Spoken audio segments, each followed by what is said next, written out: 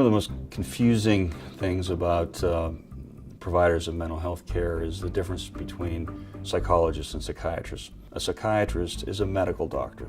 Psychiatrists go to medical school, they graduate with an MD degree, and then they go on to specialized training in the treatment of mental illness. And that usually takes anywhere from 4 to 6 years. People who are psychologists get a PhD, a doctorate, and they typically have done undergraduate work in psychology and then go on to graduate school in specific forms of psychology, and that can take up to 6 years to get a PhD.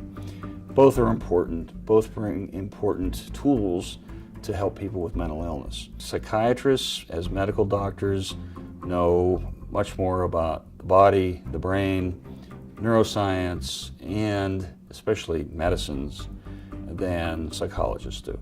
Psychologists, on the other hand, know much more about specialized forms of counseling or therapy, forms that have been proven to be effective in good research and applicable to specific mental illnesses. People in both fields are often very good diagnostically, trying to figure out what illness or problem someone is struggling with, and both can provide, I'll say, straightforward, in real life counseling. Psychiatrists and psychologists often work together, and in fact, social workers who are licensed and independent are often trained to do very good therapy as well.